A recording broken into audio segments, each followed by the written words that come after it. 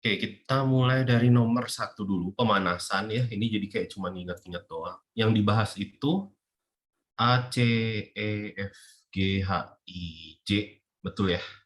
Mungkin teman-teman juga bisa sambil cek PDF yang Power Soma nggak sih kan ke kalian? Yang dibuletin sama yang dikotakin ya. Mana nih? Yang di kotak adalah yang dibahas. A, C, E, F, G, H, I, J. Oke, sip. Kita mulai dari 1A. Aduh, ini sangat mudah. Coba kita lihat.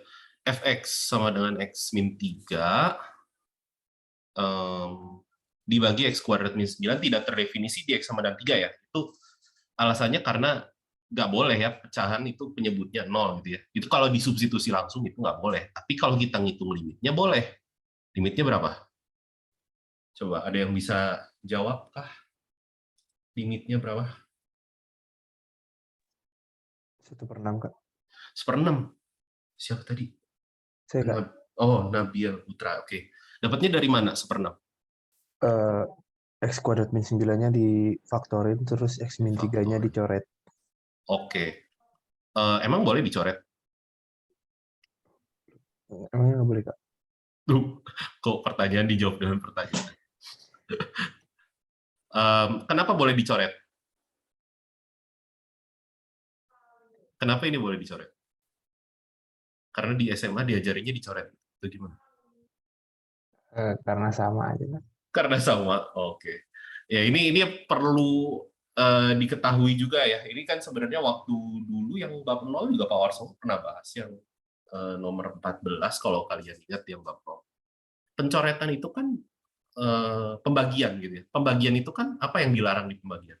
Kalau yang ngebaginya, kalau suatu bilangan dibagi oleh 0. Sekarang masalahnya kamu mau mencoret atau mau membagi dengan X min 3. Pertanyaannya X-nya sama dengan 3 enggak? Gitu.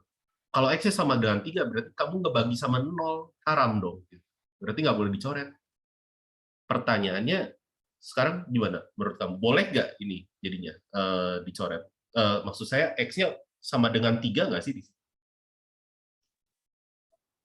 Eh, hmm, Gimana ya? Kan limit itu kan Gimana? mendekati 3. Jadi, Mendekati 3 betul.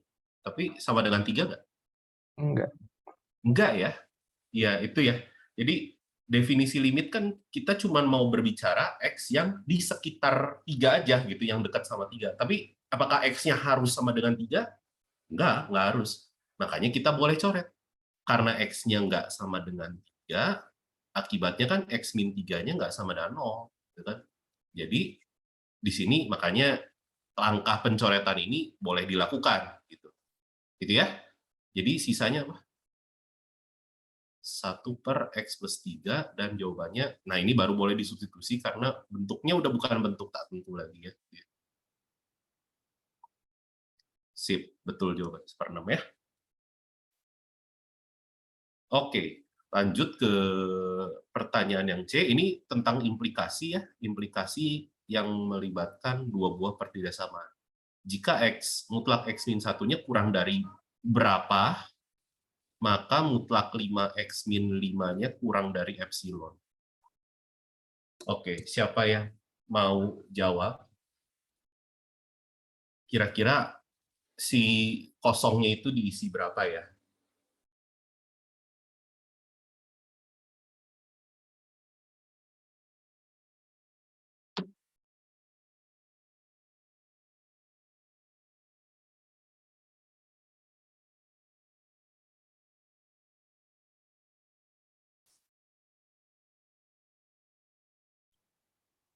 Hmm.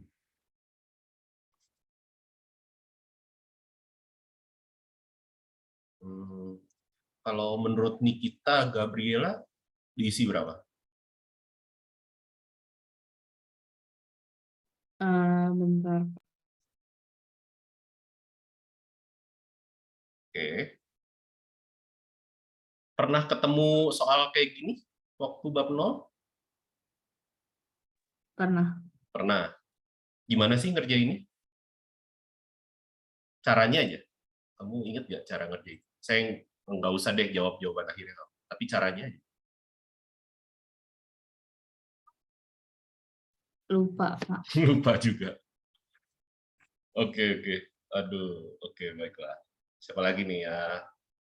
Ada yang mau bantu dulu mungkin sebelum saya tembak orang lain? Teman-teman ada yang tahu gimana cara ngerjainnya?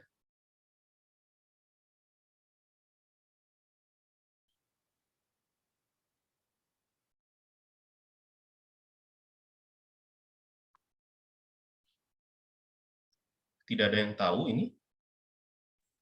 Kalau yang Oh, kanan ya. dicoba Gimana, untuk gimana? disamain ke yang kiri gimana, Pak? Disamain ke yang di kiri, ya boleh ya, maksudnya gitu ya, saya paham maksudnya. Jadi ini kan hubungan sebab akibat ya, saya istilahnya kan kalau mau ngebuktiin sebab akibat itu benar, saya harus jalan dari penyebabnya, harus tiba di akibatnya gitu. Cuman masalahnya di penyebabnya aja saya nggak tahu ini berapa gitu kan, berarti harus ada istilahnya, kita harus ngotret dulu biar kita tebak dulu berapa angka yang benar, baru nantinya kita buktiin. Nebaknya gimana? Biasanya sih kita pakai cara yang rada-rada ilegal. Dalam artian kita lihat dulu akibatnya, terus itu benar apa tadi kata teman kamu, kita mirip-miripin biar keluar ada bentuk yang kayak di penyebabnya. Setelah itu baru kita buktiin bahwa ini benar. Jadi biasanya sih kita ngelihat dulu dari ruas kanan, itu ya, biar dimirip-miripin kayak mutlak X-1, kita bisa keluarin dulu si angka 5. Oke. Nah, ini kan diharapkannya nantinya pada akhirnya kita pengen dia lebih kecil dari epsilon, gitu ya. Berarti kita bisa bagi 5 nih kedua ruas, jadi epsilon per 5. Oh, kalau kayak gitu, apakah ini penyebabnya gitu ya? Apakah ini yang mau kita cari, si epsilon per 5? Baru kita coba buktiin. Buktinya gimana? Buktiin mah harus dari kiri ke kanan. Harus dari penyebab, harus tiba di akibat. Jadi kita mulai dari mutlak X-1 kurang dari epsilon per 5. Ini menyebabkan apa sih? Kalau saya bisa kalikan 5 ini kedua ruas, kita punya kayak gini. Oh, kalau ruas kirinya saya kaliin 5 ke dalam, saya dapat apa yang saya pengenin. Dari kiri ke kanan. Kelihatannya kayak apa sih, kok nggak guna banget kanan ke kiri, kiri ke kanan kayak sama-sama aja. Iya, kebetulan ini masih gampang soalnya, jadi sama. Nanti ada beberapa soal yang mungkin lebih susah, kamu nggak bisa ngebuktiin kanan ke kiri itu setara dengan kiri ke kanan. Gitu ya. Jadi dalam kasus ini, jawaban yang tepat untuk 1C itu adalah epsilon per 5. Gitu ya, ini jawaban. Karena kita sudah berhasil ngebuktiin bahwa jika makanya atau implikasinya ini benar di sini. Begitu ya, 1C ya. Oke, sekarang kita lanjut ke 1E. Jika limit F-nya 2, ini X menuju 0, terus limit X menuju 0 dari X kuadrat plus 1 Fx-nya, oh pertanyaannya maka ini berapa, dan limit F dari X kuadrat min 1-nya berapa? Watt. Oke, siapa yang mau jawab 1E? Ada yang bisa?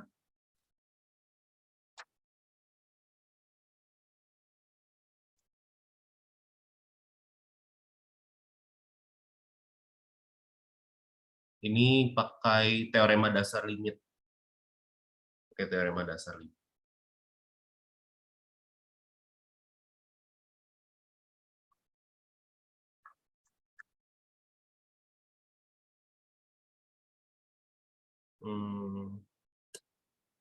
Mana?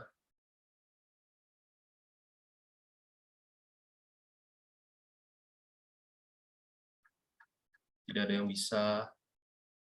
Kalau menurut siapa ya? Menurut Rifki, Aufa, Ahmad, gimana? Hadir, Kak. Hadir, oke. Gimana?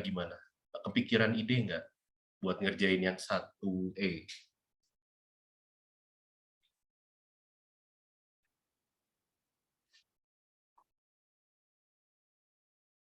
Masih agak bingung sih Kak.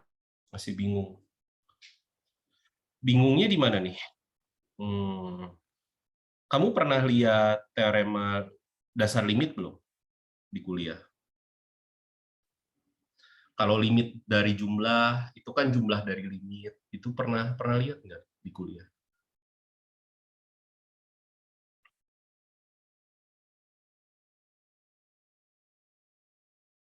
Kayak gini nih, maksud saya tuh gini. Ini sama dengan limit dari F tambah limit dari G. Gitu kan. Bisa dipisah ngitungnya. Kayak gini-gini Oh, pernah lihat nggak sih? pernah Kak, pernah.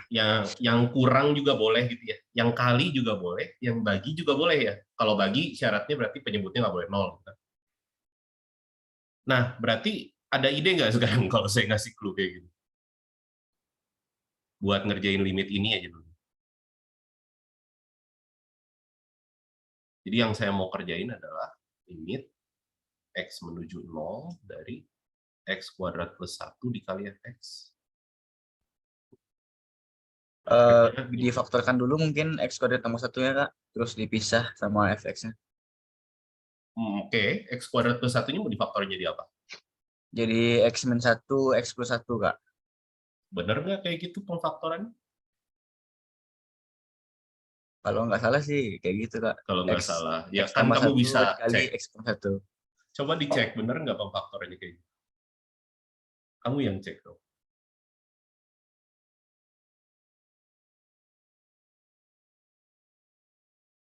Salah, bukan Kak. Kan. Bukan, X salah. kuadrat plus 1 kayaknya nggak bisa difaktorin deh, jadi faktorial. Nggak bisa. Ya maaf Kak, sedih saya kira itu X Nah, kuadrat kurang 1 Kak. terus gimana dong? Mungkin pertanyaannya emang perlu difaktorin? Itu boleh langsung dimasukin aja nggak sih, Kak? Dimasukinnya gimana? Jadi kan teman-teman ada limit X menuju 0, M mendekati 0, X kuadrat plus 1. Berarti itu X-nya dimasukin 0, terus yang dikali fx itu berarti dia limit X mendekati 0, fx. Ini kan di soal ada tuh sama dengan 2. Jadi 0 kuadrat plus 1 dikali 2. Ya. Eh, Gimana ya? Setengah boleh, setengah tidak. Maksudnya bukan setengah tidak. Kecepatan, mikirnya kecepatan. Tapi kan pertama-tama kan udah betul caranya. Tapi kita harus pisah dulu kan limitnya. Kan pakai teorema dasar limit. Ini kan kalau yang saya tulis yang di kotak ini mah yang penyebelahan. Tapi kan ada yang pengurangan, ada yang perkalian, ada pembagian. Kan? Ini kan sebenarnya perkalian dari X kuadrat plus 1 dan Fx kan. Jadi kamu pisah dulu limitnya. Dikali limit X menuju 0 dari Fx. Baru kamu mau pakai teorema substitusi boleh, karena X kuadrat plus 1 kan polinom ya. Jadi ngitung limitnya bisa dengan cara substitusi. Oke. Dan yang suku kedua ini kamu sudah tahu dari soal, nilainya 2. Jadi jawabannya 2, gitu ya. Itu ya mungkin maksudnya ya tadi. Agak, wah ini pemikirannya sudah selangkah lebih wajib. Tapi harus sedikit sabar kalau ngerjain. Gitu ya. Itu yang yang pertama. Oke. Sekarang kalau yang kedua gimana? Limit X menuju 1 dari Fx kuadrat min 1. Nah, sekarang kita lihat dulu. Yang kita tahu apa sih? Yang kita tahu tuh limit X menuju 0 dari Fx. Tapi masalahnya sekarang isinya X kuadrat min 1. Dan ini limitnya juga menuju ke nilai yang lain gitu ya. Berarti di sini kita harus mirip-miripin deh sama apa yang diketahui. Jadi kita pakai yang namanya pemisalan. Misalinnya apa? Misalinnya Y-nya X kuadrat min 1. Kenapa misalin kayak gitu? Sekarang saya lihat, kalau X-nya menuju 1, Y-nya akan menuju mana nih? Y-nya akan menuju X kuadrat, ya Y-nya yang adalah X kuadrat min 1 ya, dia akan menuju 1 kuadrat min 1, yaitu menuju 0. Jadi ini bisa kita tuliskan sebagai limit Y menuju 0 dari F Y. Ya kan nggak ada masalah kan, ganti huruf doang nggak penting.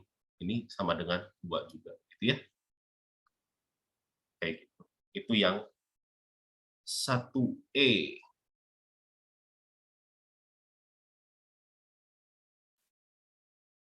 Oke, kita lanjut ke 1F. Garis X sama dengan 1 bukan asimtot tegak dari fungsi itu karena apa? Karena apa? Yuk, silakan. Ada yang mau jawab? Karena apa?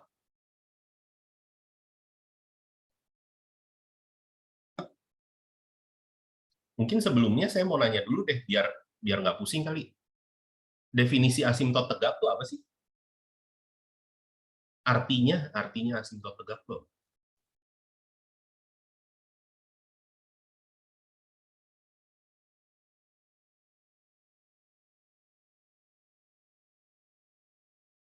Atau mungkin saya mundur lagi, kuliah udah sampai mana sih? Saya nggak tahu kuliahnya udah sampai mana. Mungkin satu orang bisa ngomong kuliah sampai mana? Terakhir tuh continue, Pak. Udah sampai continue, berarti udah dibahas ya, asimtot tegak, asimtot datar.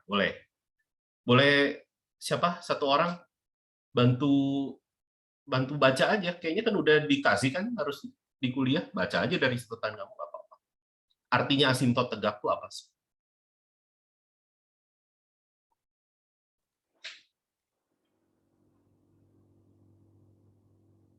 Garis ini dekati grafik gitu ya.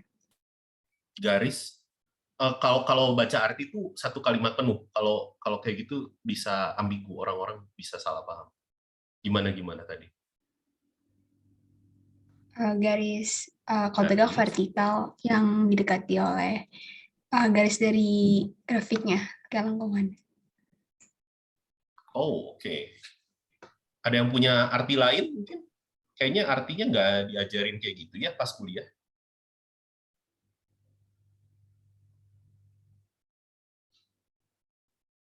Atau semua orang mencatat seperti itu artinya? Garis vertikal yang kalau dideketin, yang dideketin oleh grafik fungsi gitu. Oke. Kita lihat dulu deh definisinya. Asimtot tegak. Sebenarnya kalau ngomongin asimtot, mau asimtot tegak, mau asimtot datar, definisinya itu pakai limit gitu. Jangan ngomongin yang kayak ya mendekati tapi tidak menyentuh, itu nggak berlaku lagi kayak gitu loh. Itu kamu harus sadar bahwa ada grafik yang memotong garis asimtotnya. Jadi definisi kayak gitu tuh udah nggak valid gitu. Definisi kan harusnya yang bisa kamu pakai untuk mencari asimtotnya gitu. Kan kalau kayak garis yang ya mendekati grafiknya, ya kalau kamu punya grafiknya, gitu kan. Kalau nggak punya gimana? Pusing kan, masa harus gambar grafiknya? Kan belum tentu gampang gambar grafiknya ya. Nah, jadi asimtot tegak itu, ya kata-kata pertamanya sih sudah benar. Itu garis vertikal ya. Garis vertikal itu biasanya bentuknya X sama dengan konstan gitu ya, saya tulisnya C. Sehingga apa? Sehingga limit-limitnya, misalkan limit satu sisinya gitu ya, dari fx itu, ini tuh menuju tahingga atau minus tahingga, atau saya tulisnya plus atau minus tahingga gitu ya, atau limit kanannya juga kayak gitu. Di sini kata atau tuh artinya salah satu dari 4 syarat ini tuh yang penting ada salah satu yang terpenuhi, dia menjadi asimtot tegak gitu ya.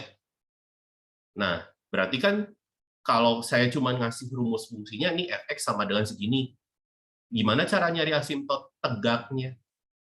Kamu cari dulu x mana yang dicurigai yang membuat limitnya menuju tahingga atau minus tahingga. Gitu. Baru kamu buktiin limitnya benar nggak menuju tahingga atau minus tahingga. Itu ya, itu asimtot tegak ya. Asimtot datar nanti mungkin kita akan ketemu di pertanyaan yang selanjutnya. Nah, kita coba balik lagi ke yang F ya. Jadi garis X sama dengan 1 bukan asimtot tegak dari. Nah, tadi kan saya sempat ngomong kalau mau nentuin asimtot tegak dari suatu fungsi itu gimana? Cari dulu nilai-nilai X yang dicurigai bisa membuat limitnya menuju tahingga atau minus tahingga.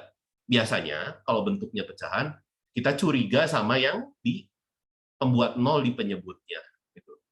Tapi harus selalu diingat bahwa pembuat nol di penyebut belum tentu jadi asimtot tegak. Belum tentu. Itu baru calon asimtot tegak doang. Nah, di sini garis X sama dengan 1, iya sih benar membuat penyebutnya jadi 0, gitu ya. Tapi dia bukan asimtot tegak. Nah, kira-kira karena apa? Ya karena limitnya nggak menuju tahingga atau menuju minus tahingga. Ini limitnya menuju bilangan kan ya? Menuju setengah gitu kan? Kalau kalian bisa itu.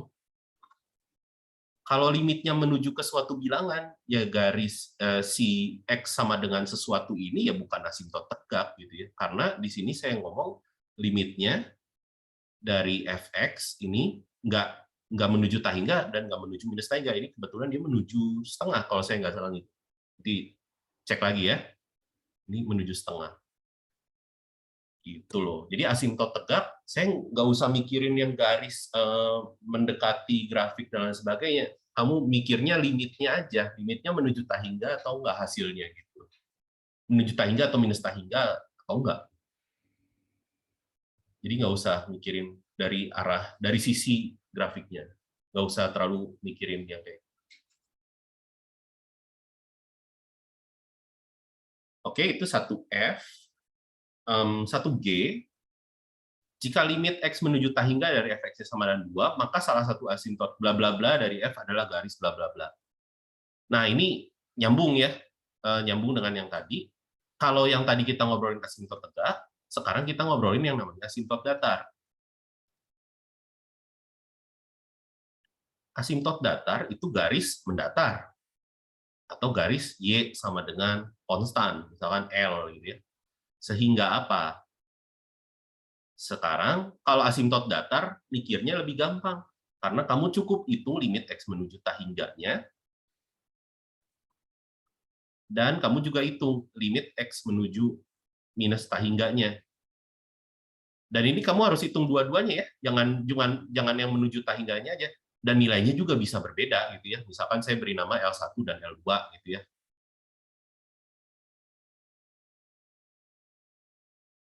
Ini harus wajib dihitung dua-duanya. Kalau misalkan saya nanya, ya tentukan asimtot datarnya apa aja. Jangan hitung ini aja, kamu juga harus hitung yang minus tahingga juga. Siapa tahu hasilnya beda. Kalau hasilnya adalah bilangan, maka dia adalah asimtot datar. Jadi garis Y sama dengan bilangan hasil limitnya tadi. Kalau hasilnya tahingga atau minus tahingga itu berarti nggak ada asimtot datar. Gitu ya. Berarti untuk menjawab yang 1G, berarti ini kan kita sudah tahu informasi limit X menuju tahingganya itu 2. Jadi salah satu, makanya di sini ngomong salah satu ya, karena bisa aja lebih dari 1. Di sini jawaban yang tepat asimtot datar dari F adalah garis mendatar, Y sama dengan hasil limitnya, yaitu Y sama dengan 2. Gitu ya, itu untuk nomor 1 dari A, C, E, F, G. Sekarang kita lanjut ke 1H, I, J. Nah, ini baru ngomongin yang kekontinuan ya. Jadi ingat-ingat lagi fungsi F. Continue di C. Continue di titik C gitu ya. Ya, di C lah. Jika apa? Ada 3 syarat sebenarnya. FC-nya ada. Lalu limitnya ada. Dan ketiga, ini yang paling penting, limitnya harus sama dengan nilai fungsinya. Ya. Ini yang paling penting, biasanya saya kasih tanda bintang. Karena syarat ketiga ini yang menjadi karakternya gitu ya. Kalau fungsi disebut continue tuh nilai fungsinya bisa disamain dengan nilai limitnya dan sama nilainya. Berarti untuk menjawab yang 1H sangatlah gampang karena nilai fungsinya di C dan nilai limitnya di C itu sama-sama 1. Berarti F ini disebut ya continue, ngapain? Ya. Sekarang kita lihat yang I. Misalkan F continue di selang ini, artinya kalau continue di selang itu continue di semua titik di dalam selangnya ya, atau intervalnya ya. Kecuali di 1, oke. Dan limitnya 3. Agar F menjadi fungsi yang continue di X sama dengan 1, fungsi F didefinisikan ulang di X sama dengan 1. Dengan F1 sama dengan berapa? Ya kan kita tahu, kalau syaratnya fungsi disebut continue di suatu titik, nilai fungsinya harus sama dengan nilai limitnya kan ya. Berarti biar continue di 1 ya F1-nya harus sama dengan limitnya, itu 3. Dan untuk 1J ini kalau pertanyaannya kayak gini, ini agak-agak hafalan ya berarti ya. Ini isi dari teorema nilai antara ya. Jadi kalau kamu punya fungsi continue di selang tertutup, sebutlah selang AB ini, dan ternyata ada suatu bilangan di sini bilangannya 0 gitu ya. Kita punya FA-nya negatif tapi FB-nya positif gitu ya. Berarti kan gambarnya kira-kira kayak gini, ilustrasi. Misalkan FA-nya di sini, FB-nya di sono. Fungsinya continue. Ya, misalkan kayak gitu deh. Nah, artinya berdasarkan teorema nilai antara, bakal ada C di selang AB, selang buka, sehingga FC-nya 0. Gitu kan? Jadi pasti akan ngelewatin, gitu kan? Pas ya mau ngelewatin berapa kali terserah. Masalahnya ngelewatinya di mana? Nggak tahu, gitu loh. Yang penting kita bisa jamin pasti akan ngelewatin sumbu X-nya. Kalau misalkan nilai fungsi continue di ujung-ujung selangnya beda tanda, pasti akan ngelewatin. Ya kita bisa jamin di situ. Itu untuk teorema nilai antara ya. Dan si angka 0 ini bisa diganti-ganti ya dengan angka-angka lainnya. Kalau di buku biasanya dikasih simbolnya huruf W besar. Itu loh. Itu teorema nilai antara ya. Oke. Itu nomor 1. Ada pertanyaan atau ada yang perlu diulang?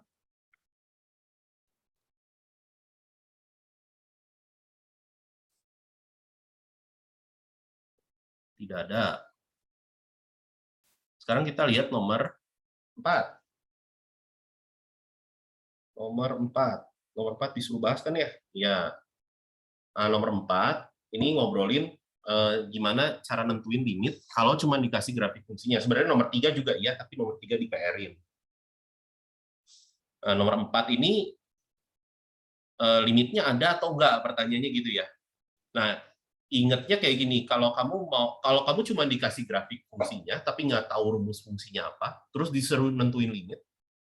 Limitnya itu ada kalau kamu deketin dari kiri sama dari kanan, hasilnya sama, menuju ke satu buah titik yang sama. Gitu.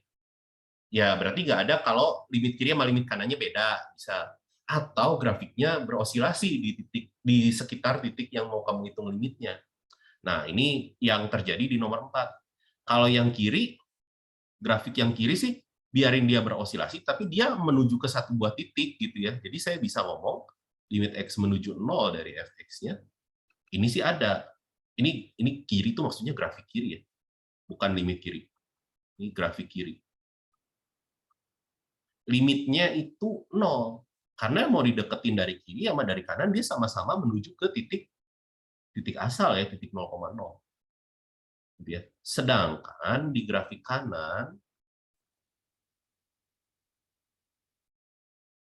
limitnya itu nggak ada ya. Nggak ada kenapa? Karena nilainya berosilasi di sekitaran 0 gitu ya. Jadi kita nggak bisa nentuin si fungsinya ini akan menuju kemana gitu. Gitu ya. Jadi ada 2 kasus di mana nilai limitnya bisa nggak ada. Yang pertama, limit kiri sama limit kanannya nggak sama, atau bahkan mungkin salah satunya nggak ada. Gitu. Yang kedua, kalau kejadian kayak gini, yang osilasi kayak gini, jadi kita nggak bisa nentuin.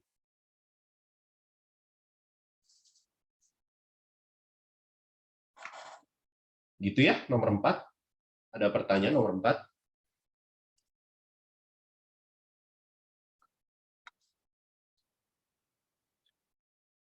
Wow, luar biasa. Tidak ada pertanyaan.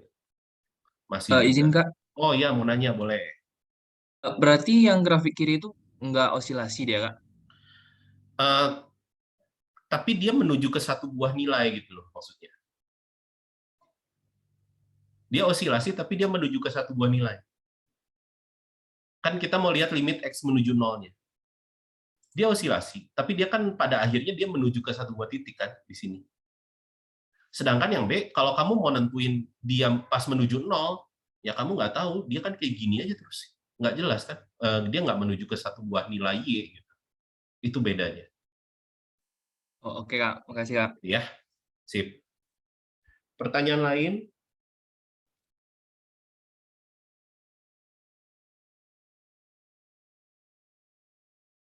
Tidak ada. Sementara tidak ada. Oke, kita lanjut ke nomor. Ya, mau nanya? Maaf, Nggak. Ya, boleh. Jelasin ulang yang 1J tadi nggak? 1J. Oh, 1J ini tentang teorema nilai antara. Iya, Di kuliah udah dijelasin belum teorema nilai antara? udah sih, cuman masih kurang paham sepertinya. Oh, oke.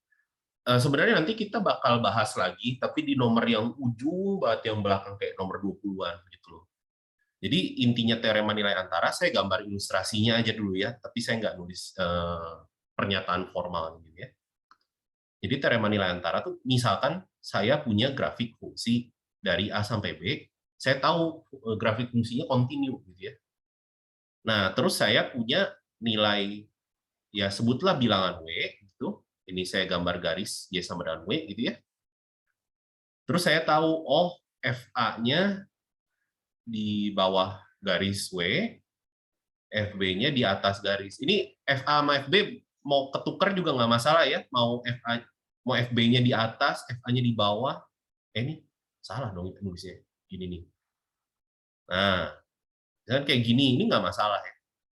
Kan kita tahu karakteristik fungsi yang kontinu kan kalau kamu gambar nggak boleh lepas kan bolpennya gitu ya. Atau nggak boleh osilasi gitu ya. Nggak boleh yang kayak gini, nggak boleh ya. Ya intinya kamu gambar aja kayak biasa lah, grafiknya mulus. Misalkan kayak gini deh, ya kira-kira. Kalau kamu gambar fungsi yang kontinu, kan kamu harus nyambung dari A sampai B. Ya, harus nyambung, nggak boleh dilepas. Berarti kan mau nggak mau, bakal ada satu buah titik yang motong. Bakal ada satu buah titik potong antara garis Y sama dengan W dengan si grafiknya. Gitu. Apakah harus ada satu? Nggak, bisa banyak. Gitu ya, bisa aja banyak. Misalkan bisa aja kayak gini. Boleh kan kayak gini? Jadi banyak titik potong. Bisa. Tapi yang kita bisa jamin pasti ada satu gitu. Pasti ada satu buah yang titik minimal ada satu. Sebutlah titik C. Sehingga kalau kita sebut FC-nya ini sama dengan W. Pertanyaannya, C-nya di mana? Nggak tahu. Di mananya mah nggak tahu. Cuman kita bisa jamin pasti ada gitu. Jadi teorema nilai antara tuh biasanya cuma buat ngomongin ada loh, di mana nggak tahu, bukan urusan kita kalau nggak tahu. Itu di mananya bukan urusan kita. Oke, Gitu kira-kira. Gambarannya gitu. Nanti kita bakal lihat contoh soalnya ya, contoh cara mengerjakannya, tapi di nomor yang belakang. Jadi kita masih masuk ke pengantar limit dan definisi limitnya dulu gitu ya. Nanti kita bakal bahas ini lebih lanjut. Kalau keburu itu juga ya. Kalau nggak keburu ya berarti minggu depan. Oke. Ada pertanyaan lain? Nomor sebelumnya juga nggak apa-apa.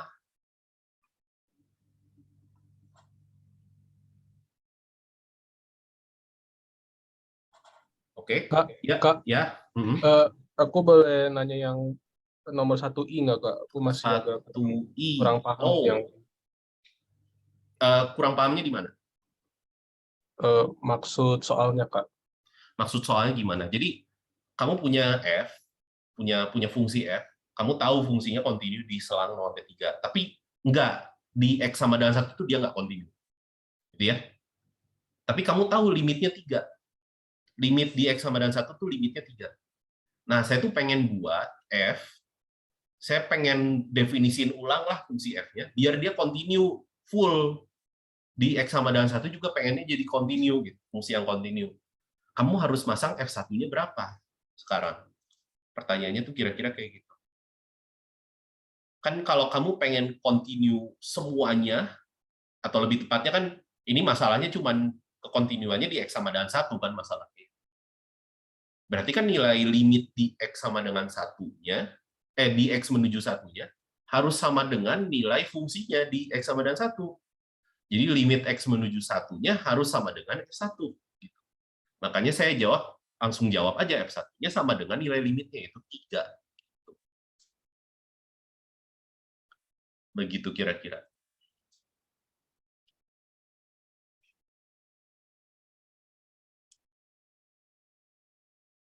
Bagaimana?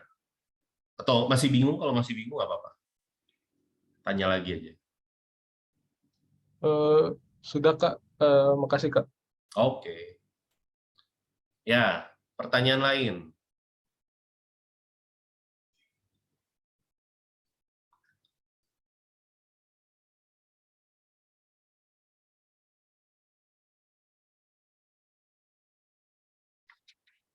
Oke. Kita lanjut ke nomor 5 dulu ya. Nah, untuk nomor 5, ini udah agak nyerempet-nyerempet masuk ke definisi limit yang secara eksaknya ya gitu ya. Tapi kita baru mau ngobrolin implikasi. Ini mirip lagi kayak bab 0 sebenarnya. Kalau kamu ingat yang bab 0 nomor 3 gitu yang kita ngobrolin logika matematika, implikasi dan lain sebagainya. Ini kan sebenarnya mirip ya. Kalau saya tulis ulang soal ini, sebenarnya saya pengen nentuin delta biar ketaksamaan ini mengakibatkan ketaksamaan ini. Gitu ya. Ini kan kalau saya tulis ulang soalnya. Nah, yang perlu kalian tahu kalau kamu punya implikasi jika P maka Q gitu ya. Terus P sama Q-nya ini pertidaksamaan. Nah, berarti kan P-nya punya himpunan penyelesaian gitu ya, sebutlah HP1. Q-nya punya himpunan penyelesaian, sebutlah HP2 gitu ya. Nggak harus pertidaksamaan sih. Misalkan persamaan juga nggak masalah gitu ya. Ini masih berlaku juga. Nah, kalau si implikasinya ini benar, itu harus gimana sih si P sama Q-nya? Dia tuh, si HP1 harus termuat di HP2. Ini himpunan bagian ya, simbolnya himpunan bagian. Gitu ya. Jadi, kalau kayak gitu, untuk masalah yang ini, saya pengen himpunan penyelesaian ini ada di dalam sini, gitu ya. Ada di dalam situ. Ada di dalam tuh bukan berarti sama persis ya. Yang penting ada di dalamnya ya. Nah, apa yang bisa kita selesaiin dulu nih? Kita lihat satu persatu. Dari yang pertama, ini apa sih solusinya atau himpunan penyelesaiannya? Kita bisa kerjain. Ini kalau kamu punya 3 ruas gini kan, berarti kan bacanya pertidaksamaan ini dan pertidaksamaan ini, gitu ya, berlaku dua-duanya. Kalau X minus setengah mutlaknya lebih gede dari 0, ini artinya X-nya nggak boleh setengah, gitu kan? Dan pertidaksamaan yang kedua, kita punya mutlak X min setengah kurang dari delta. Beresin lebih lanjut, boleh. Saya cepat aja, ini beresinnya gampang ya. Jadi saya punya X-nya berada di antara setengah min delta dan setengah plus delta, gitu ya. Itu untuk pertidaksamaan yang pertama. Kalau pertidaksamaan yang kedua gimana ya? Fx-nya saya nggak tahu. Saya cuma tahu grafiknya. Nah, ya jarak fx dengan 1, ini kan nilai mutlak tuh jaraknya. Kurang dari 1/5 kan artinya ini kan? Ya. Jadi fx-nya kan berada di antara 4/5 sampai 6/5. Nah, kalau ditelusurin, kan kamu bakal dapat nilai-nilai X yang memenuhinya. Di sini dong. Ya. Berarti kamu bisa ngomong, ini tuh sebenarnya X-nya berada di antara berapa nih? 1/3 sampai 3/4. Gitu loh. Nah, sekarang pertanyaannya, saya pengen nentuin delta, biar si himpunan penyelesaian yang ini masuk ke sini. Nah, coba kira-kira siapa yang bisa bantu? Deltanya berapa ya? Biar yang pertama masuk ke yang kedua.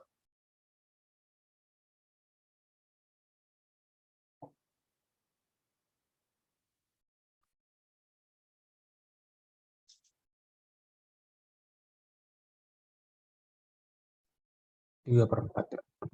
3/4. Kita coba. Kalau kamu memilih deltanya 3/4, himpunan penyelesaian yang ini apa? X nggak setengah, dan X-nya berada di antara berapa nih? Setengah kurang 3/4 minus 1/4. Ini setengah tambah 3/4 jadi berapa? 5/4. Di mana tuh jadinya? Kayaknya ngelebar jauh ya. Segini. Kan saya pengennya himpunan penyelesaian pertama tuh ada di dalam sini nih. Kayaknya kalau pemilihan deltanya 3/4 kurang tepat deh. Kejauhan. Bukan ini jawabannya. Ada delta lain? Kak, kalau seperempat bisa. Seperempat, cobain aja. X-nya nggak setengah, dan X-nya berarti berada di antara 1/4 dan 3/4 ya. 1/4 tuh lebih kecil dari 1/3 kan ya? Iya, Kak. Oh, berarti keluar. Masih ada yang keluar, berarti nggak boleh kalau deltanya 1/4. Berarti kan himpunan penyelesaian kamu yang pertidasaman pertama segede ini gitu. Itu kan masih ada yang di luar himpunan penyelesaian yang kedua. Jadi masih kurang tepat juga kalau kamu milih deltanya 1/4. Oke. Kalau misalnya 1/6? 1/6, kita tes. Setengah kurang 1/6, 1/3 ya. Berapa sih? Ya, 1/3. 1/3 apa 2/3? 1/3. Aduh, ya ampun. Terus setengah tambah 1/6, berapa tuh? 2/3 ya. Ini di sini sih udah masuk. 2/3 itu lebih kecil dari 3/4 kan? Ini juga masuk. Nah, ini baru benar nih. Kalau kamu pemilihan deltanya 1/6, himpunan penyelesaian kamu di yang pertidasaman yang pertama itu termuat di dalam himpunan penyelesaian yang pertidasaman yang kedua. Jadi kamu bisa memilih deltanya 1/6. Gitu ya. Berarti boleh nggak sih kalau saya milih deltanya 1/1 miliar? Ya boleh-boleh aja. Masuk kan? Masuk ke dalam. Masih masuk di dalam. Nah, tapi biasanya permintaan delta di sini pengennya delta yang paling ngepas gitu ya. Makanya pemilihan 1/6 ini udah pemilihan yang paling bagus gitu, karena itu paling pas. Jadi kalau kamu udah tahu batas atasnya kayak delta paling jelek tuh sejelek-jeleknya paling gede 1/6. Berarti kalau orang lain milih delta yang lebih kecil dari itu, ya boleh, gitu, nggak masalah. Cara gampangnya gimana ya? Kamu cari aja ini jarak terpendek dari setengah dan 1/3 serta setengah dan 3/4. Yang paling pendek yang mana? Itu kan yang pasti jadi delta yang diinginkan. Gitu. Karena kamu ingat juga bahwa himpunan penyelesaian dari ini kan bentuknya simetri di setengah gitu ya. Bentuknya simetri di setengah gitu ya, kayak gini kan. Jadi jarak sini ke sini sama jarak sini ke sini sama-sama delta gitu. Makanya kamu milih jarak yang terpendek dari ujung-ujung selang.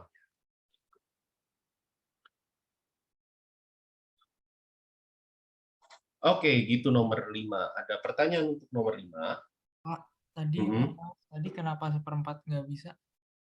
Kenapa 1/4 nggak bisa? Karena nanti akan ada daerah yang di luar daerah ini. Kan saya pengen bahwa himpunan penyelesaian yang pertama ini termuat di dalam sini. Kalau kamu milih 1/4, nanti akan ada yang keluar dari sini. Kalau nggak salah gambarnya kayak gini, 1/4 sampai 3/4 kan. Nah, ini daerahnya kan kayak gini. Ini kan dari 1/4 sampai 1/3 kan nggak boleh. Gitu loh. Ini nggak boleh ya. Oke, Pak. Oke. Itu yang pakai username titik, tolong ganti pakai nama ya. Atau enggak, saya kick. Ada pertanyaan lain untuk nomor 5?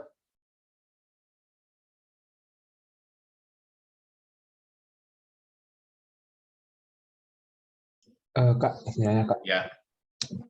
Untuk nyari delta yang kayak gini tuh lebih baiknya tuh kita coba satu-satu atau gimana ya? Coba satu-satu kayak tadi gitu. Iya. Atau ada cara yang lebih?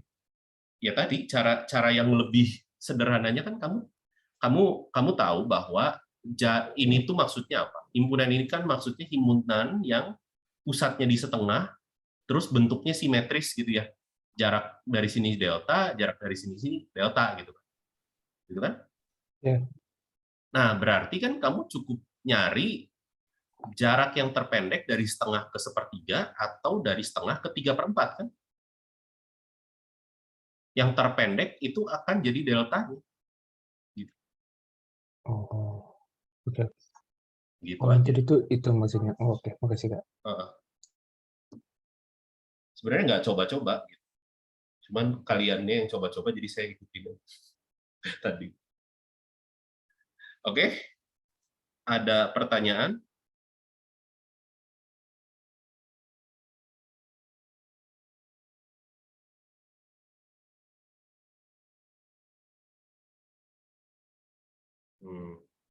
Ntar close nih. Kalau tidak ada pertanyaan, kita lanjut lagi ke nomor 6. Kalau nomor 5 tadi dikasih grafiknya, sekarang nomor 6 cuma dikasih fungsinya, gitu ya, pertidasamaannya gitu. Nah, untuk nomor 6, kamu mau pakai trik yang nomor 5 boleh. Jadi kamu kayak ngerjain buah-buah pertidasamaan gitu ya. Di sini saya cuma mau bahas yang 6B aja.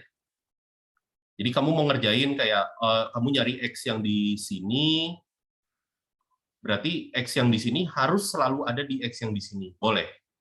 Tapi ada trik yang lainnya juga gitu ya, dengan cara ya udah kita asumsikan ini benar, gitu kan? Kalau implikasi kan kita jalan dari kiri ke kanan, kita harus peroleh kanan ini. Kita coba. Saya mau pakai cara yang kedua.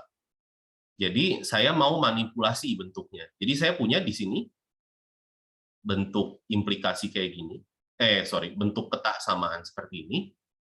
Ini saya boleh ngomong kalau jika ini, maka ini. Sekali lagi bahwa dua buah pertidasamaan ini tuh tidak sama ya. Tidak sama, tidak setara, tidak ekivalen. Yang satu saya buang ininya ya, tentunya jadi nilai kebenarannya jadi berubah gitu ya. Cuman ini kan hubungan sebab akibat. Saya boleh dong ngomong kalau X-nya ada di sini, maka X-nya ada di sini gitu. Gitu ya. Itu maksud saya. Jadi bukan berarti dua ini sama ya. Beda ya. Ini beda. Cuman ini hubungan sebab akibat sekali lagi ya. Ini penyebabnya, ini akibat. Selanjutnya saya ngelihat, lihat spoileran di sebelahnya, ada 1/100. Gimana kalau kita bikin dia jadi 1/100, kita bagi 2 ruas dengan 5. Jadi gini ya. Ini 1/20 tuh, berarti kita kali dengan 1/5 ya, benar, kita kali dengan 1/5 ya. Jadi ruas kirinya saya tulis kayak gini. Nah, setelah itu gimana? Saya kepikiran. Kan saya lihat spoileran yang di kanan lagi, ada akar X min 5. Kayaknya sih difaktorin atasnya. Coba-coba. Jadi mutlak X min 25 itu, kalau saya faktorin kan jadi akar X min 5 dimutlakin dikali mutlak akar X plus 5. Gitu ya. Oke. Coba-coba kita tulis dulu deh jadi kayak gitu ya. Kita tulis jadi mutlak akar X min 5 dikali mutlak akar X plus 5 per 5 kurang dari 1/100. Nah, di sini saya mau pakai agak-agak tricky ya, di sini saya pakainya ya. Jadi saya tahu kan kalau untuk setiap X, akar X itu selalu nggak pernah negatif. Gitu ya.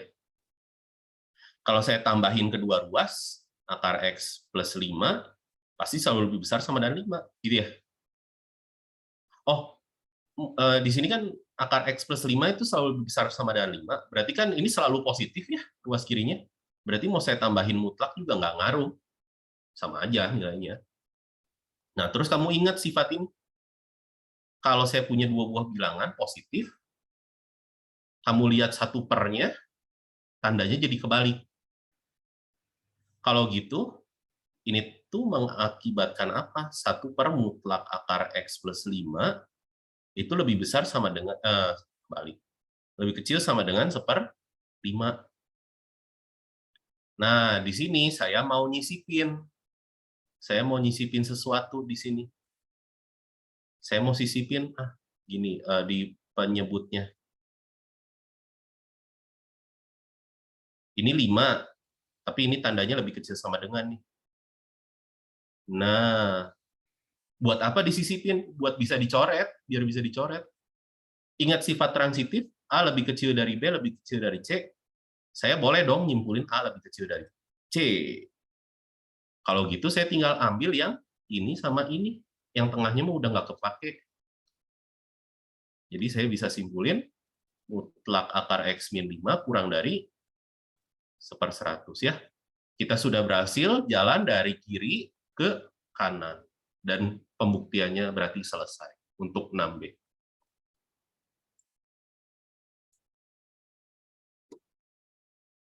Oke, 6B. Ada pertanyaan 6B?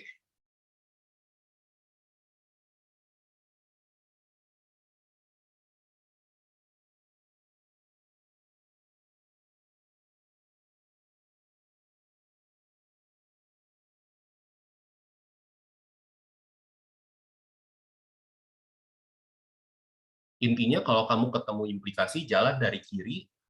Kiri itu yang kayak diketahuinya. Kanan tuh yang kayak ditanyakannya lah. Gitu. Kamu bisa bayangin kayak gitu.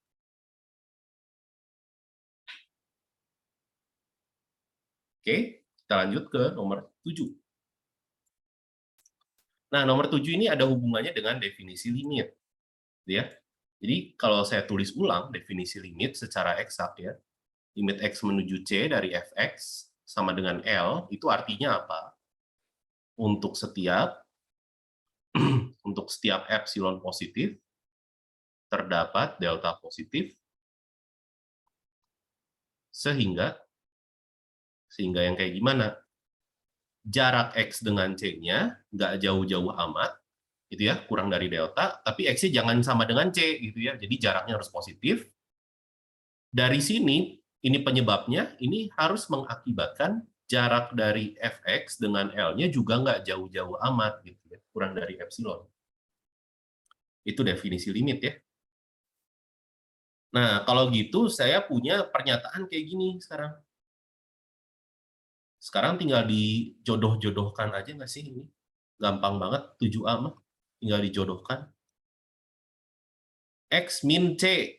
Nah, min 1. Berarti limitnya X menuju 1. Kurang dari delta, ya udah catatlah deltanya itu 3 epsilon. Gitu ya di sini. Tapi nggak kepake sih, kan yang ditanya tuh cuma nanya limitnya doang. Tapi nanti mungkin kepake di soal selanjutnya ya. Fx-nya apa? Ah, nggak ada, ya udah tulis aja. Kalau nggak ada ya udah.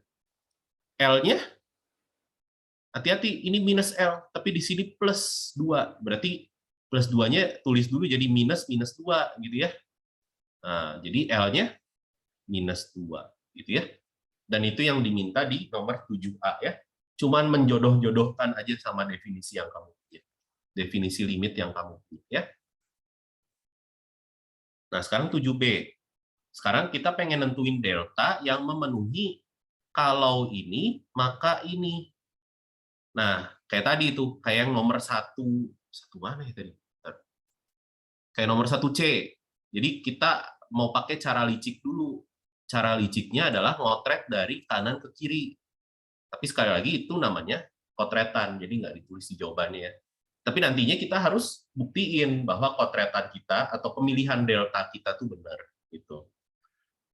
Dari kanan tuh maksudnya yang pertidaksamaan yang terakhir ya. Jadi mutlak 2Fx plus 4 kurang dari 1/100.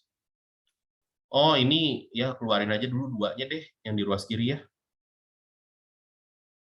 Intinya apa? Intinya biar kita mirip-miripin kayak gini gitu ya.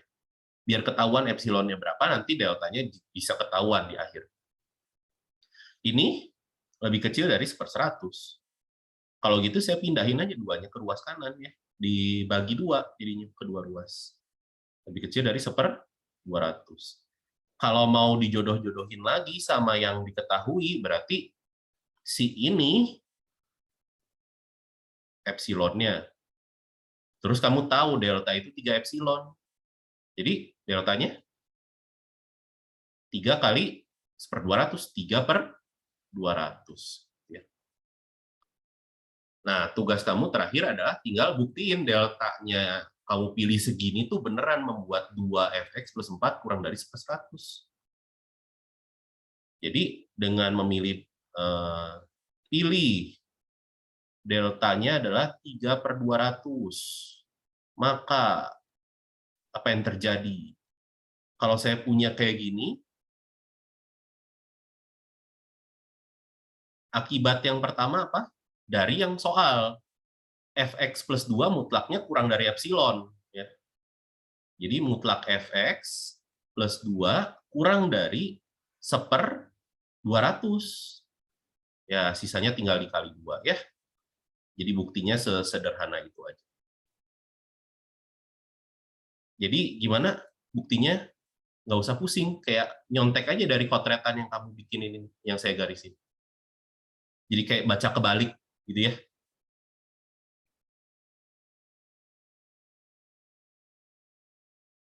Berhasil ngebuktiin dari kiri ke kanan, bukan kanan ke kiri ya. Dah, 7C. Ya, nggak disuruh bahas, jadi saya nggak bahas. Nomor 7. Ada pertanyaan nomor 7? Kak, yang A tadi Ya. saya masih belum terlalu itu, Kak. Yang A, oke, yang A kecepatan, saya ulang ya. Jadi, untuk 7A, kamu harus ingat definisi limit. Definisi limit itu yang ini nih. Limit X menuju C dari Fx sama dengan L, itu artinya ini nih. Untuk setiap epsilon positif, terdapat delta positif, sehingga itu jarak X ke C-nya, kan nilai mutlak itu jarak ya, jarak X ke C-nya, nggak jauh-jauh amat, berarti kurang dari delta, tapi X dengan C-nya nggak boleh sama, berarti jaraknya harus positif. Gitu ya. Nah, kalau saya punya X-nya kayak gini, ini tuh harus menyebabkan jarak Fx ke L-nya juga nggak boleh jauh-jauh amat, berarti harus kurang dari epsilon. Sekarang tinggal cocokin sama apa yang dikasih di soal. Yang dikasih di soal kayak gini. Ya, yang dikasih di soal di sini. Ini epsilon sama, kok hitam? Sama. Ini 3 epsilon. Ini deltanya dong, berarti deltanya 3 epsilon. Simpen aja dulu, tapi nggak kepake sih. Untuk yang 7A ya, nggak kepake. Yang kepake itu yang saya pengen tahu, C, Fx sama L-nya. C-nya apa? C-nya yang ini. Oh, 1, berarti C-nya 1. Fx-nya apa? Nggak dikasih tahu juga. Di soalnya cuma Fx doang. Ya udah, tulis aja Fx, nggak apa-apa. Kalau nggak dikasih tahu, nggak apa-apa. L-nya apa? L-nya yang di belakangnya nih. Oh, tapi plus 2, tapi di definisi minus L. Nggak boleh. L-nya bukan 2 berarti. Kan berarti kamu harus tulis plus 2 itu jadi minus 2. Gitu. Biar muncul tanda minusnya. Jadi L-nya adalah minus 2. Makanya kamu bisa tulis limitnya jadi kayak gini. Limit X menuju C-nya 1, Fx-nya kagak tahu, L-nya minus 2. Gitu. Itu 7A. Berarti cuma tinggal masuk ke dari definisi ya, Kak? Iya, betul. Tinggal mencocokkan aja. Betul. Oke, pertanyaan lain. Kak, Ya, mau nanya yang nomor 6 lagi, Kak? 6 boleh. Kenapa? 6. Mau nanya yang bagian ini, yang akar X min 5, terus ada akar X plus 5 per akar X plus 5 itu munculnya tadi dari mana ya? Dari sini. Saya pakai trik ini. 1/5 itu lebih gede dari ini. Makanya saya sisipin ini. Biar akar X plus 5-nya bisa dicoret. Idenya itu di situ.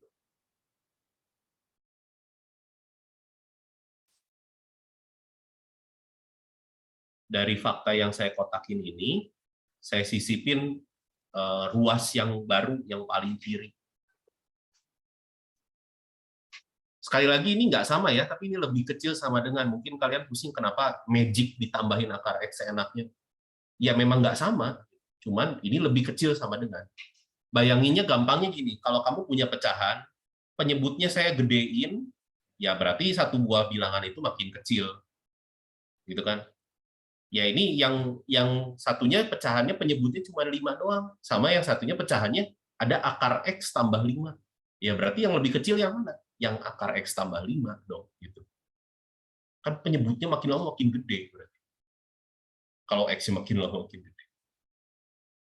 Gitu loh. Oh, berarti ini nih buat kita munculin akar X kurang 5-nya ya, Kak?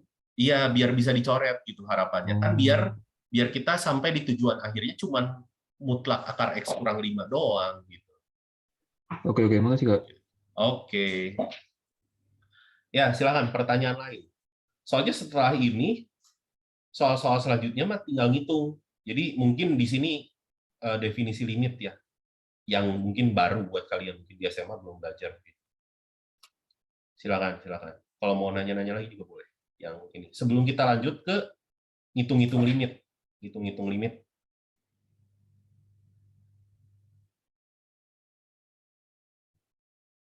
Kak, mau Ya. nanya. Tadi tuh teorema yang nilai antara, dia itu tuh pakai kurung siku atau kurung lengkung? Yang mananya? Pas intervalnya. Atau soalnya di definisi di modulnya Pak Warsoma, dia tuh pakai kurung siku. Apa itu tergantung soalnya gitu? Sebenarnya kalau saya pakai kurung, karena kan saya pengen mencari C biar FC-nya sama dengan 0, gitu kan? Kalau kamu ngomong C-nya ada di kurung siku A, B, gitu ya. Kan kamu sudah tahu FA-nya itu nggak mungkin 0, dan FB-nya juga nggak mungkin 0.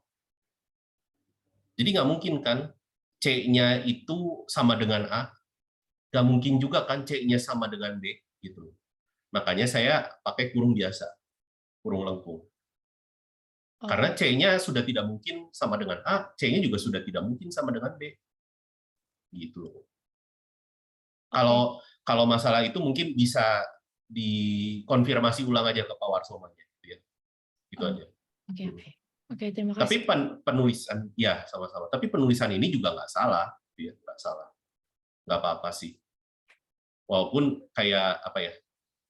Kita bisa ngurangin lagi informasinya. Di terlalu banyak informasi yang kurang penting gitu istilahnya. Mungkin kata kasarnya mungkin gitu ya, kalimat kasar. Oke, Kak. Oke, ya. Silakan pertanyaan lain sebelum kita lanjut ke soal yang lebih gampang.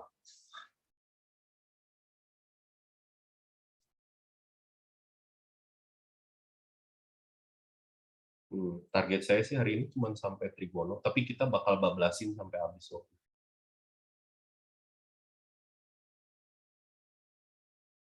Udah, ada pertanyaan lain?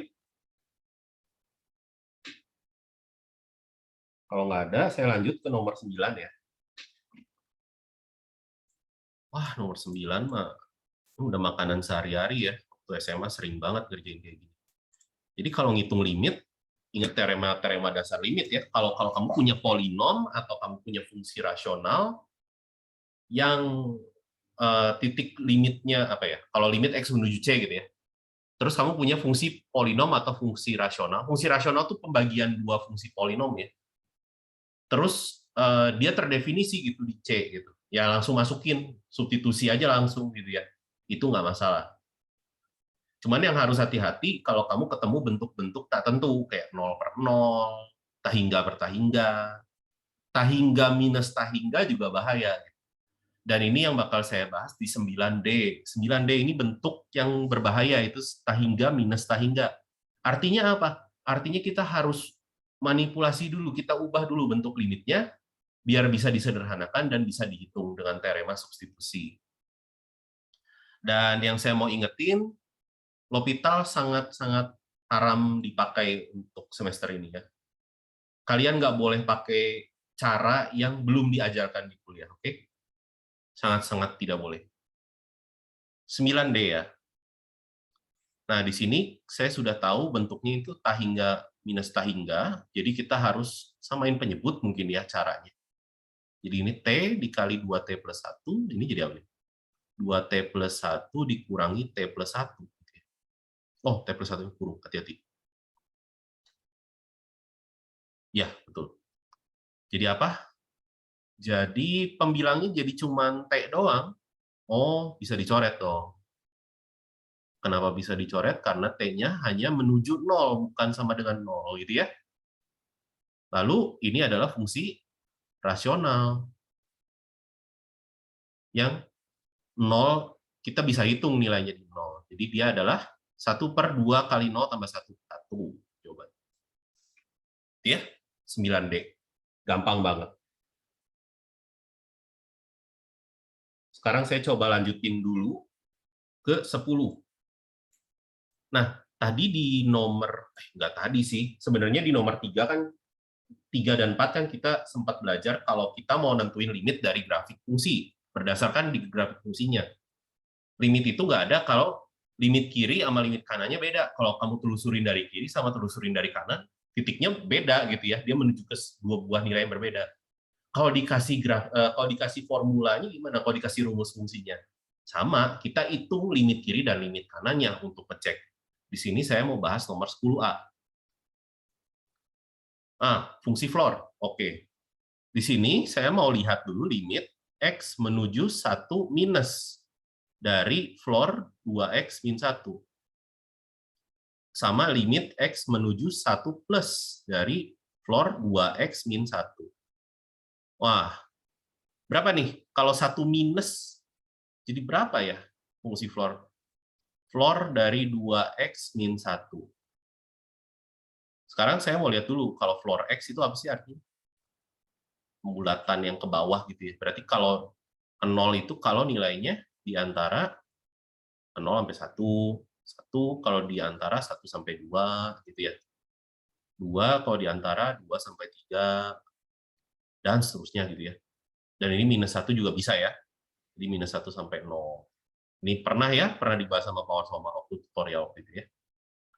Sekarang pertanyaannya, kalau floor dari 2X min 1, apa artinya? Berarti 0 kalau 2X min 1-nya di antara 0 sampai 1. Itu apa tuh berarti? Tambahin 1. Bagi 2. Gitu ya. Oke, kalau kecepatan butuh diulang nanti ngomongnya. 1 kalau 2X min 1-nya di antara 1 sampai 2. Kayak tadi prosesnya. Tambahin 1 bagi 2. Kayaknya udah kelihatan ya polanya ya. Berarti min 1 kalau 0 sampai setengah. 2 kalau 3/2 sampai 2. Dan seterusnya ya. Nah, sekarang kita lihat. Limit X menuju 1 dari kiri. Artinya apa? X-nya kurang dari 1. Tapi X-nya dekat sama 1. Berarti yang ini kan? Ya, X-nya kurang dari 1, tapi X-nya dekat sama 1. Jadi jangan yang belakang-belakang. Cari yang paling dekat. Yang ini berarti. Oh, limitnya 0. Kalau 1 plus, X-nya lebih gede dari 1. Tapi dekat sama 1. Berarti yang ini kan 1. Oh, beda. Limit X menuju 1-nya berarti tidak ada gitu ya. Tidak ada karena limit kiri dan limit kanannya berbeda gitu ya. Ini saya nggak nulis alasannya. Harusnya ditulis ya alasannya. Cuman nggak muat. Gitu ya. Jadi kayak nomor B, C, D-nya juga nentuinya sama. Jadi kamu lihat limit kiri sama limit kanan. Sama atau beda? Kalau sama nilainya ada berarti. Kalau beda berarti nggak ada. Ini. Oke. Oke, nomor 10 sama 9. Ada pertanyaan?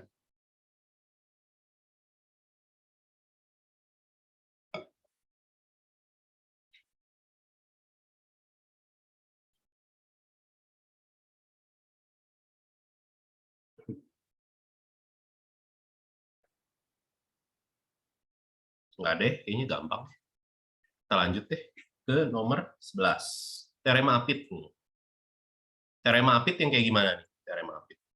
Teorema Apit yang kamu perlu ingat, bayangin saya punya, miring gambarnya. Ini. Saya punya grafik. Saya mau ngitung nilainya di C. Ternyata ini berapa gitu ya, saya nggak tahu. Ini Y sama dengan Fx. Yang saya tahu, grafiknya tuh diapit sama dua buah grafik lain. Misal, gini, sama gini. Tapi kamu tahu limit X menuju C dari Gx, itu L. Sama ternyata limit X menuju C dari Hx, juga L. Berarti kan kegencet tuh si fungsi F-nya kan diapit sama G sama H. Berarti ini tuh terpaksa limit X menuju C dari Fx-nya juga harus L gitu. Ini teorema apit. Teorema Apit kira-kira kayak gitu. Nah, tapi kalau dikasih formula atau rumus fungsinya gimana ya? Kita nggak bisa ngebayangin grafik fungsinya kayak gimana. Nah, biasanya teorema Apit, kalau dalam kasus ini ya, ini biasanya melibatkan sin sama cos yang faktanya cukup jelas gitu ya. Jadi saya mau ngerjain yang 11A di sini. Yang saya tahu untuk setiap X, saya tahu nilai cos 2 per X itu pasti di antara min 1 sampai 1. Itu udah pasti. Sin sama cos kan nilainya di antara min 1 sampai 1. Itu udah selalu. Gitu ya. Makanya saya boleh kalikan kedua ruas dengan X kuadrat. Ketiga ruas dengan X kuadrat. Loh, kenapa boleh dikaliin dengan X kuadrat? Boleh, karena X kuadrat itu selalu positif kalau X-nya nggak 0. Kan kita cuma pengen ngobrolin limit X menuju 0. Ya. Limit X menuju 0 artinya X-nya nggak pernah 0. X kuadrat itu selalu positif, berarti ya, kalau X-nya nggak 0. Kalau saya ngaliin pertidasamaan dengan bilangan positif, tanda pertidasamanya tidak akan berubah. Jadi, aman bagi kita kalau saya akan ngaliin kayak gini.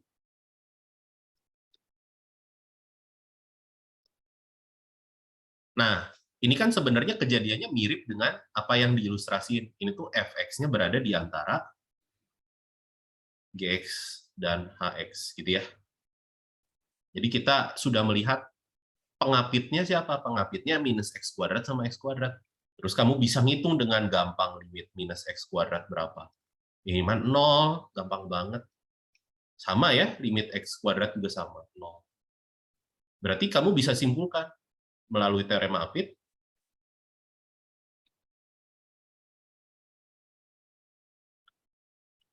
limit x menuju 0 dari x kuadrat cos 2 per x juga 0. Kepaksa harus 0. Dan teorema Apit juga berlaku ya buat limit satu sisi ya. Jadi yang 11B, oh di PR-in. Ya udah, saya nggak mau ngomong kalau gitu. Maksudnya sama aja, teorema Apit itu boleh untuk limit satu sisi juga nggak masalah. Itu ya, nomor 11. Ada pertanyaan nomor 11? Tadi kenapa harus dihitung jadi X kuadrat, Kak? Kita pengen tahu pengapitnya siapa. Kamu nggak bisa ngitung X kuadrat cos 2 per X secara langsung. Oh. Tapi kamu tahu X kuadrat cos 2 per X itu diapit oleh minus X kuadrat dan X kuadrat.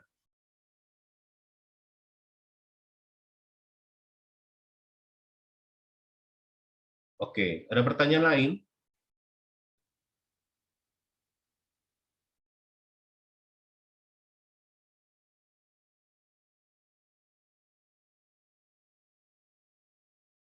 Tidak ada. Kita lanjut ke limit trigonometri ya. Limit trigonometri juga sebagian besar sama persis kayak di SMA, cuman modal kamu cuman 2. Ya. Modal kamu cuman hanya punya 2. Limit X menuju 0, sin X per X, itu 1.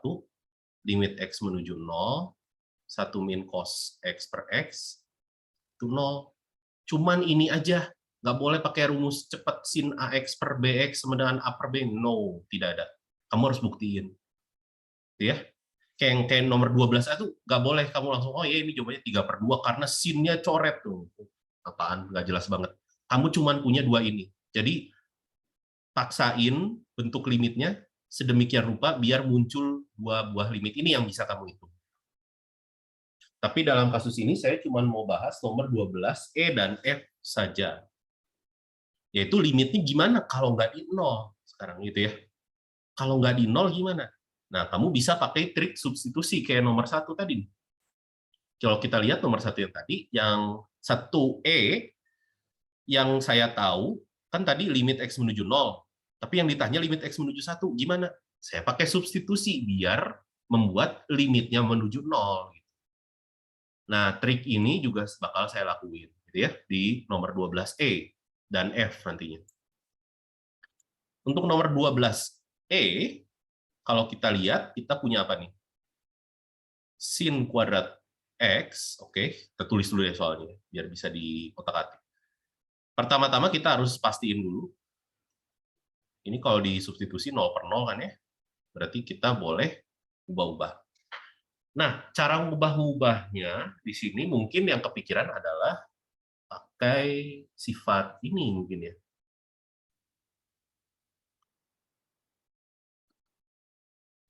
Jadi saya punya sin kuadrat X itu 1 min cos kuadrat X gitu ya. Jadi saya punya limit X menuju Pi dari 1 min cos kuadrat X dibagi 1 tambah cos X. Terus atasnya bisa saya faktorin. 1 plus cos X kali 1 min cos X. Dibagi dengan 1 plus cos X. Sekali lagi saya boleh coret karena 1 plus cos X-nya tidak tepat sama dengan 0 ya, tapi cuma dekat dengan 0. Gitu ya. Jadi sisanya apa? Limit X menuju Pi dari 1 min cos X ya. Berapa? 2 ya. Karena cos Pi min 1 ya. Cos Pi min 1. Ya, jadi 2. Nah, sekarang untuk yang F, limit T menuju Pi per 4 dari 4T min Pi dibagi sin T per cos T. Wow. Nah, di sini, kalau disubstitusi sih 0 per 0 ya. Nah, tapi di sini saya mau kasih lihat bahwa bagian pembilangnya itu bisa ditulis jadi gini ya.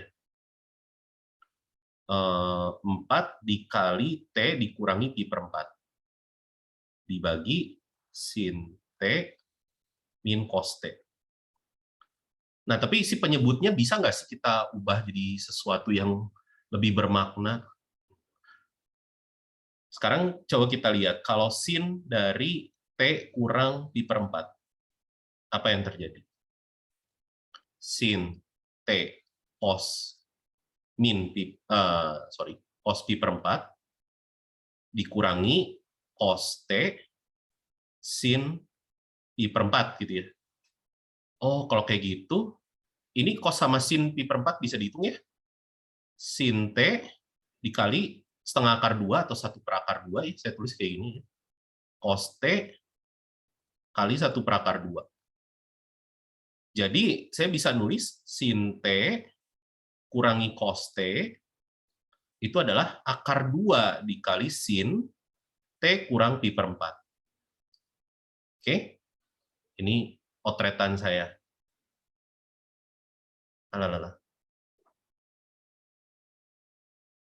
Jadi, semua. Jadi si penyebutnya, saya mau ubah. Jadi bentuknya ada T min Pi per 4.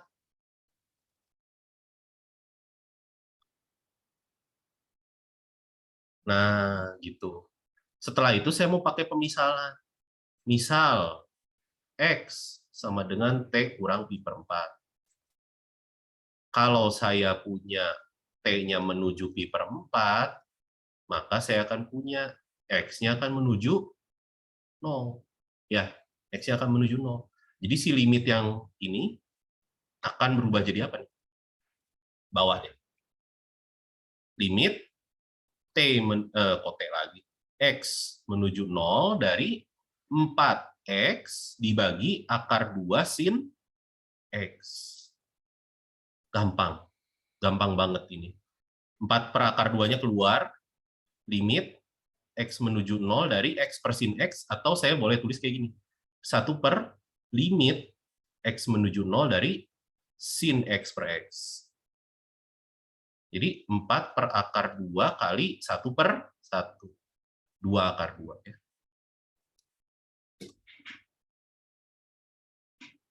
Gitu ya, nomor 12 ya. Jadi modalnya apa ngerjain limit trigonometri ya, identitas trigonometri yang kamu pelajari waktu bab 0.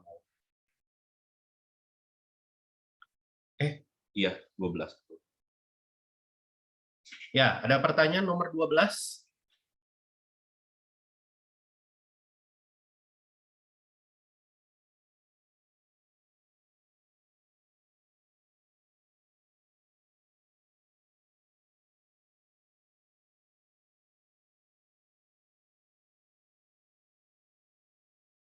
Nggak ada.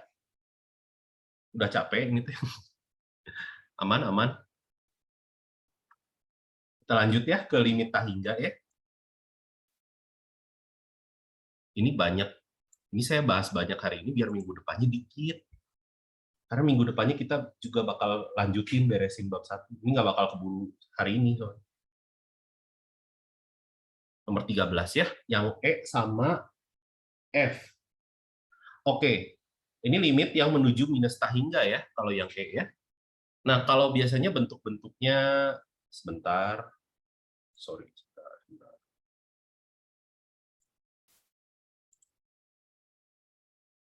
Oke. Ya, oke, sorry.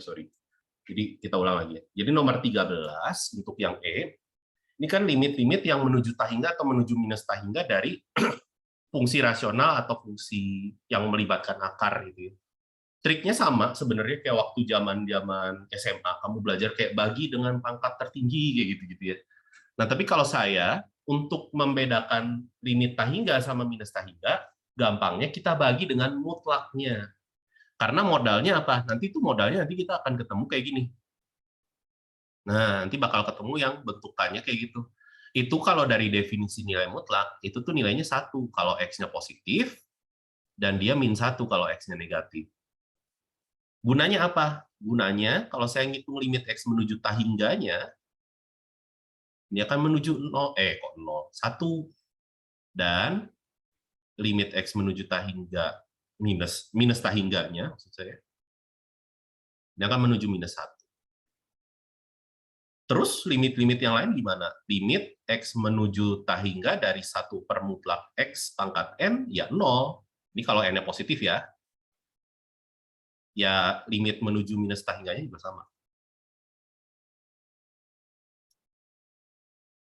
Jadi modal saya itu selalu seperti ini. Itu kalau yang melibatkan kayak polinom, atau fungsi rasional, atau yang melibatkan akar. Gitu ya. Berarti kalau yang nomor 13E, saya tulis ulang limitnya, limit X menuju minus tahingga dari akar X kuadrat min X plus 1 dibagi 2X plus 1. Kita bagi dengan pangkat tertingginya, yaitu pangkat 1 ya, karena ini akar hitungannya kayak dibagi 2 gitu ya pangkatnya. Jadi pangkat tertinggi di pembilang 1, pangkat tertinggi di penyebut juga 1. Kita bagi dengan 1 per mutlak X. Nah, dalam kasus ini, kamu ingat sifat dari nilai mutlak X bisa ditulis jadi akar X kuadrat ya. Nah, jadi saya mau nulis kayak gitu aja. Limit X menuju minus tahingga dari akar, masukin ke dalam X kuadrat bagi X kuadrat, itu X bagi X kuadrat, 1 per X, tambah 1 per X kuadrat ya. Dibagi dengan, ini 2 dikali X per mutlak X, ditambah 1 per mutlak X. Salah nulis. Maaf. Di sini. 2 kali X per mutlak X, ditambah 1 per mutlak X. Setelah itu, kamu pakai teorema-teorema dasar limit. Jadi kamu bisa masukin limit ke dalam akar, kamu bisa masukin limit ke dalam pembagian, kamu bisa hitung limit suku demi suku, dan akhirnya saya tulis dulu, jadi limit X menuju minus tahingga dari 1 dikurangi limit X menuju minus tahingga, 1 per X, limit X menuju minus tahingga, 1 per X kuadrat, bagi 2 kali limit X menuju minus tahingga dari X per mutlak X, ditambah limit X menuju tahingga dari 1 per mutlak X. Oh, by the way, saya ngenalinya mutlak X per X ya. Nah, ini tuh sebenarnya sama aja kayak X per mutlak X. Sama aja ya, nggak ngaruh. Jadi limit-limit ini juga sama ya. Limit ini dan limit ini juga nggak ngaruh, sama aja. Jadi kalau kita substitusikan hasilnya, kita hitung satu-satu nilai limitnya. Jadi akar 1 kurang 0 tambah 0 bagi 2 kali min 1 tambah 0. Minus setengah jawabannya. Gitu ya. Itu 13 E. Dan kamu bisa cek kalau limit. Saya pernah Ya, boleh. Mau nanya, silakan. harus dibesar-besar gitu. Sorry, suaranya putus-putus. Boleh tolong diulang? Kenapa harus dipisah-pisah, Kak? Ya, gimana cara ngitung kalau nggak dipisah? Kan yang kamu tahu teoremanya ini aja. Secara terpisah, kan?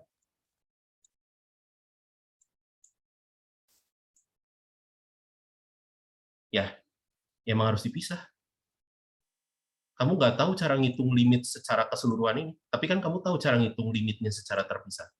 Ini kamu tahu ini menuju 0, ini kamu tahu ini menuju 0.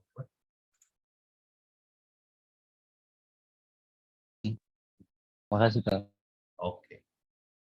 Ya, ada pertanyaan lain? Kok ada pertanyaan lain? Ntar dulu deh, nanggung 13F dulu.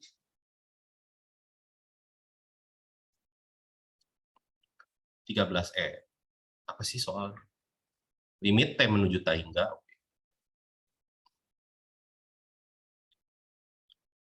Nggak hafal. Apa sih? Cos T tambah sin 2T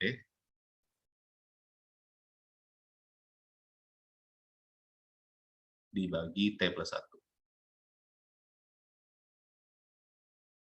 Nah, aduh, ini kalau melibatkan cosinus sama sinus sih, ini kayaknya bau-baunya pakai teorema Apit lagi sih ini. Coba. Gimana ya? Coba kita lihat. Kita tahu cosinus T itu berada di antara -1 sampai 1. Oke. Dan kita tahu juga sinus 2T juga sama.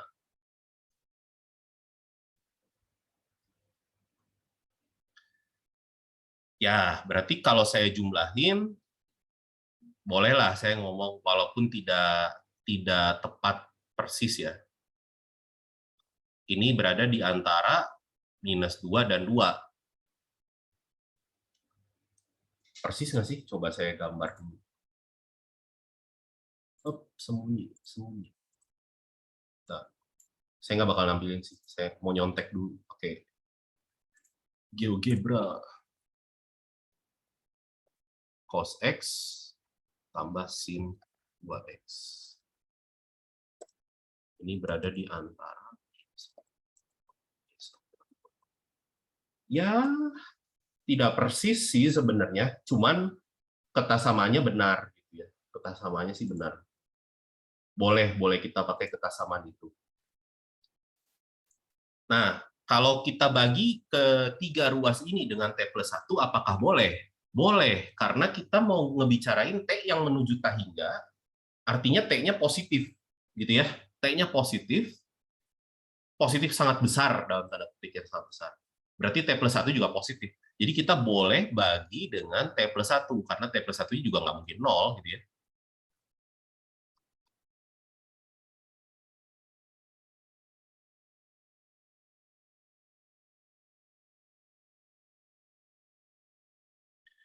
Kalau kayak gitu sih ini ya sudah selesai dong. Limit T menuju T hingga dari -2 per T plus 1 kamu tahu hasilnya 0, dan limit T menuju T hingga dari 2 per T plus 1 juga 0, gitu ya. Jadi melalui teorema Apit,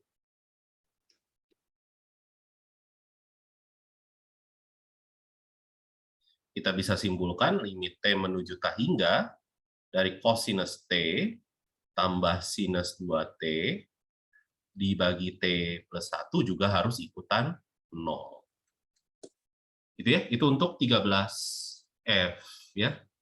Jadi ada 2 tipe ya yang kita lihat ya. Kalau berhubungan dengan bentuk-bentuk aljabar kayak polinom atau fungsi rasional atau yang ada akarnya, kita bagi dengan, kalau saya caranya adalah membagi dengan mutlak pangkat tertingginya. Kalau kamu punya cara lain dan menurut kamu itu legal, silakan, boleh. Nggak usah ngikutin persis punya saya juga nggak apa-apa.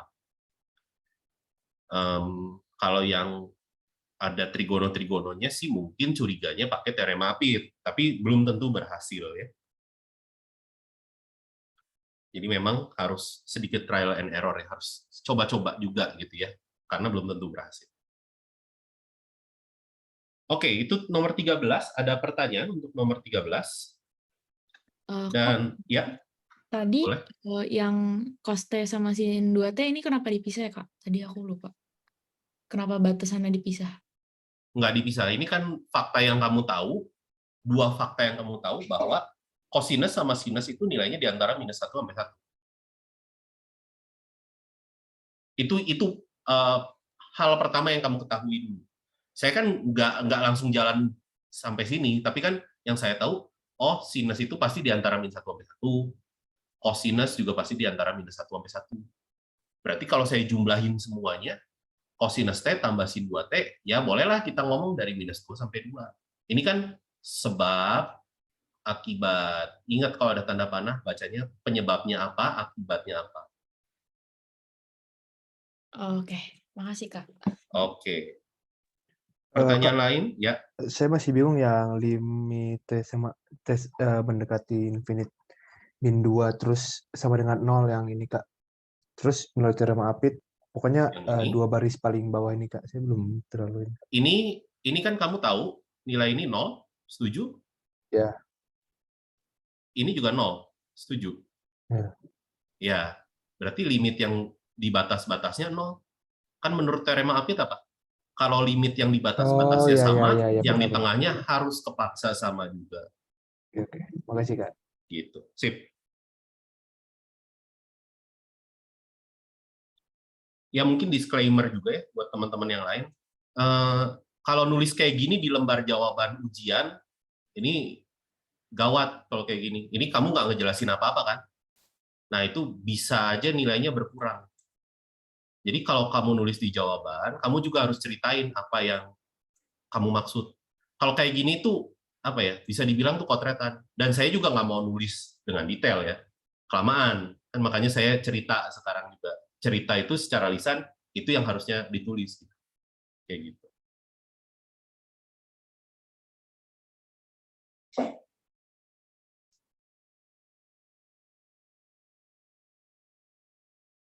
Ya, oke lah. Sob, 3 menit lagi bebas.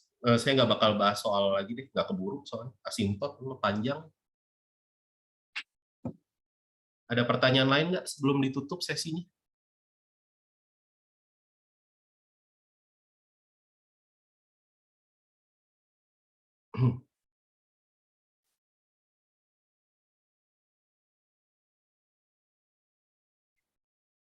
Aman?